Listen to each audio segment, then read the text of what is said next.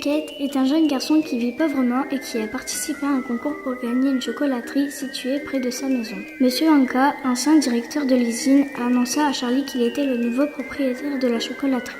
Ils vont ensemble chercher le reste de la famille pour les installer dans la chocolaterie. Les voilà tous les 8. Charlie, Monsieur Anka et grands-parents. Grand-papa Joe, grand-maman Joséphine, grand-papa Georges, grand-maman Georgina et les parents. Monsieur et Madame Bucket.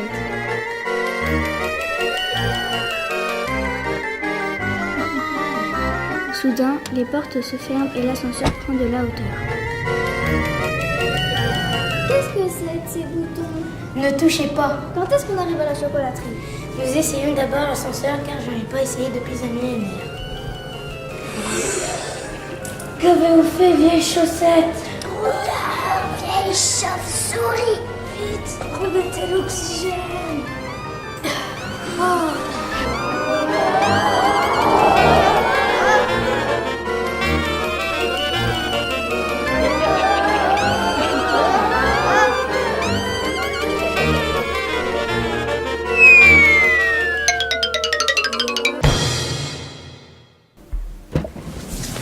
C'est quoi de cet endroit? Ce qui est sûr, c'est que ce n'est pas la chocolaterie, ni Guimauve, ni une catine, et je ne vois pas les Loompa-Loompas. Dans quelle galère il nous a embarqués, ce vieux fou.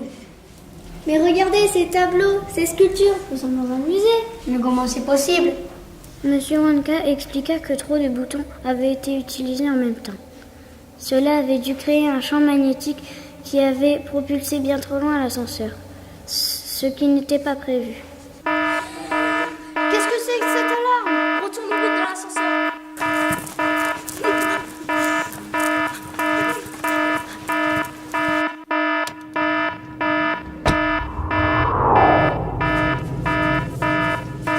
Que se passe-t-il? Tu as vu quelque chose? RAS. Quel boulot de dingue! La journée, on est sur nos gardes, et même à l'heure de la fermeture, les alarmes se mettent en marche sans raison. Et oui, c'est ça notre job, empêcher les enfants de courir, de crier, empêcher les gens de mettre les mains sur les œuvres d'art. Et tu oublies qu'à l'heure actuelle, il faut aussi surveiller les individus bizarres qui pourraient nous mettre une bombe n'importe où. Enfin bref, rien à signaler, c'est l'heure de l'équipe de nuit. Tu as raison, mais bizarre cette fausse alerte. Une fois dans l'ascenseur, les lumières s'éteignirent, puis la lumière s'alluma et les portes s'ouvrirent. On dirait que nous ne sommes toujours pas à la chocolaterie. Oh ça non. Des extraterrestres. Mais je reconnais ce tableau, il était accroché au mur du musée. Regardez en bas, on voit le nom de l'artiste, un certain Haring. Kissaring réalise des œuvres qui représentent des personnages sous forme de silhouettes. Il utilise des couleurs vives mises en aplat. Ces personnages sont cernés de noir.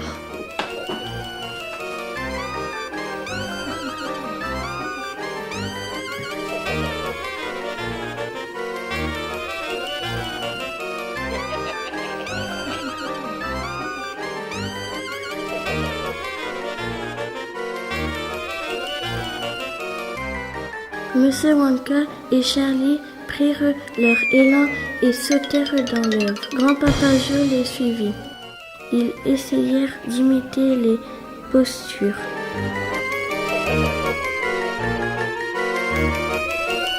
Les trois compères sortirent de l'œuvre pour atteindre l'ascenseur. Les passagers reprirent place et M. Wanka appuya sur le bouton rouge pour refermer les portes.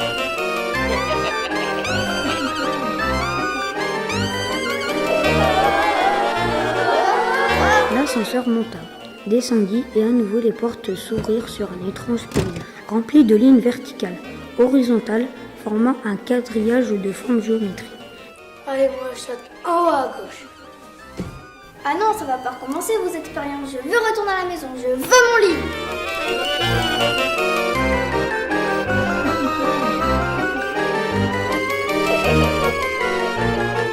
Pendant que M. Wanka faisait l'équilibriste sur les lignes du tableau, Charlie expliquait longuement à ses parents ce qu'il avait appris en classe sur montrant car cet artiste peignait une réalité abstraite. Toutes ces lignes qui formaient une grille représentaient parfois des immeubles, parfois des routes ou tout simplement une ville entière.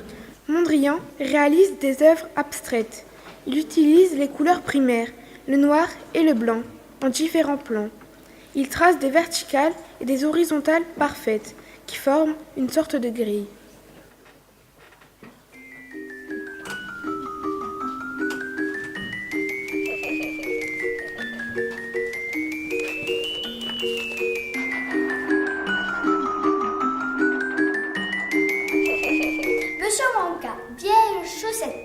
Si vous ne rentrez pas tout de suite, on vous laisse ici. Vous êtes folle! Taisez-vous, vieux crapaud. Vous nous avez mis dans ce sale pétrin. Sortez-nous de là. Arrêtez de vous chamailler, partons d'ici. Après avoir appuyé sur le bouton, les portes se mirent à se fermer, s'ouvrir plusieurs fois et soudain ce fut le noir complet. Je connais cet artiste, c'est Kandinsky. J'adore ce qu'il fait. Ses riches en couleurs, en formes géométriques. Regardez ses angles et ses rondeurs.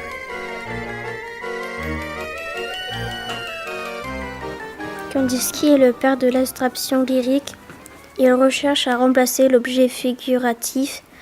Dans la peinture, il utilise la fluidité de la peinture et tracer des lignes noires. Il associe des couleurs et des formes pour exprimer des émotions. Durant leur traversée dans l'œuvre, M. Beckett essaya de deviner ce qui était dessiné. Il voyait un spray de parfum, une forme de lapin, un ruban, un Rubik's Cube, un soleil, un drapeau, un jeu d'échecs. Il fit une description de ce qu'il pensait y voir. Monsieur Beckett aida sa mère à grimper dans l'ascenseur. Monsieur Wonka appuya sur le bouton rouge pour fermer les portes de l'ascenseur.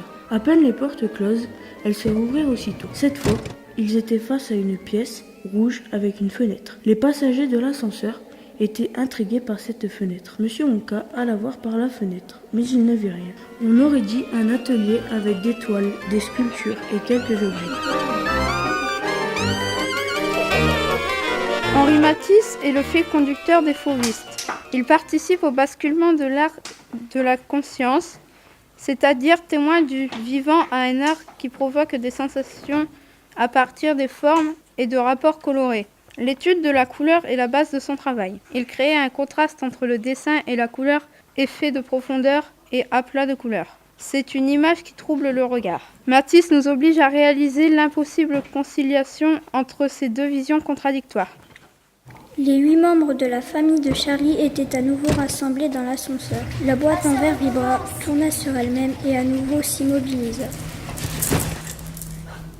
Et toi, enfin arrivé? On va la faire un jour, cette chocolaterie? Ne vous en faites pas, mon ascenseur est très performant. Mais oui, on a vu ça. Votre usine ressemble à du Kandinsky, à du Matisse, à du Mondrian, à du Hermine, mais certainement pas une fabrique de bonbons. Monsieur Wonka s'énerva, essaya d'ouvrir les portes, mais elles ne bougèrent pas d'un centimètre. Charlie appuya à son tour et les portes s'ouvrirent sur un océan de bleu. Charlie, lui, en profita pour se déplacer parmi ces taches bleues comme sur un labyrinthe.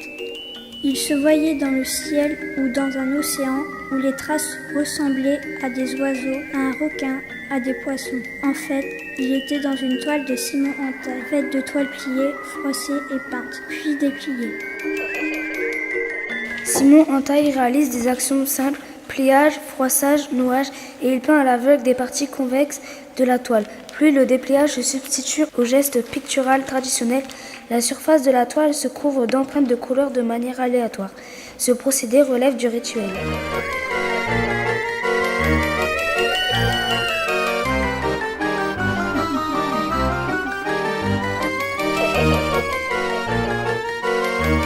Allez Charlie, finis ta promenade. C'est vrai, Charlie, on n'a pas le temps, tes grands-parents fatiguent.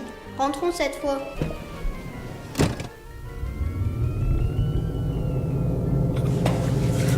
Ah, ça recommence! Voici l'une des 700 œuvres de Jackson Pollock. C'est un artiste expressionniste américain. Il considérait Pablo Picasso comme son maître. Sur la toile que nous observons, il a utilisé le dripping, méthode qu'il a beaucoup utilisée de 1947 à 1950. Il y fait couler de la peinture, il projette et goûte en contrôlant leur fluidité. Tout cela sur des toiles posées à plat. En 1948, il décide de ne plus donner de titre et il désigne ses réalisations par des numéros. Pollock est l'un des premiers expressionnistes abstraits connus du grand public. Ah, c'est dégoûtant, c'est une vraie porcherie. C'est drôle et bizarre en même temps. Ne t'approche pas, tu vas te blesser. Je sens que les bêtises recommencent.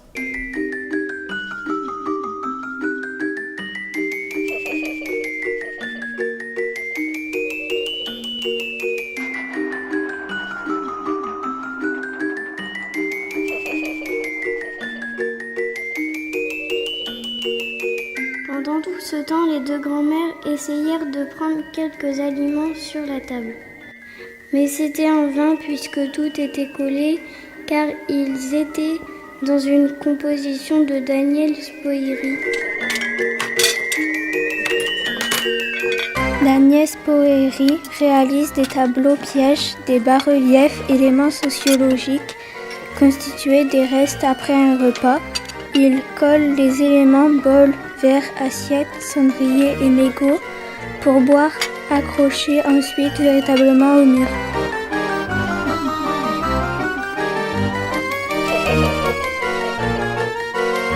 Charlie et ses grands-parents ne traînèrent pas très longtemps avant de regagner la cage de verre. Si vous avez très faim, j'ai du chocolat.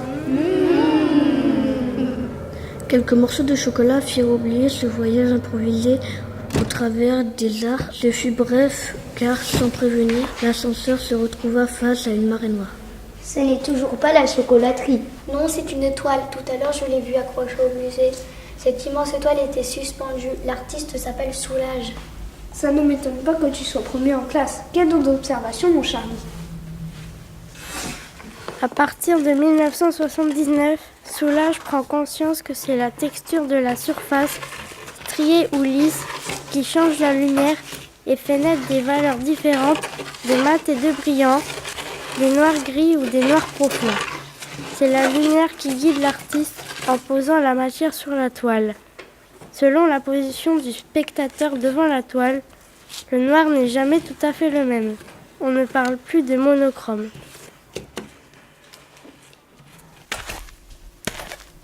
Vite, sauvez-moi, ma jambe est coincée. Et voilà, quand je disais que les ennuis recommencent. Ils regagnèrent l'intérieur de l'ascenseur. Monsieur Anka reprit les commandes et cette fois, ils sentirent que l'ascenseur prenait de la vitesse. L'éclairage fut perturbé. Allait-il enfin retrouver la chocolaterie? Le temps sembla long.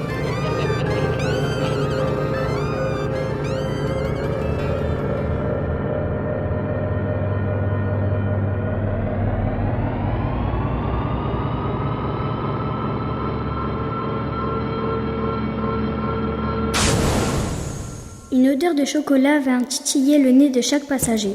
Ils sortirent de l'ascenseur. La famille de Charlie découvrit enfin la chocolaterie. La chocolaterie!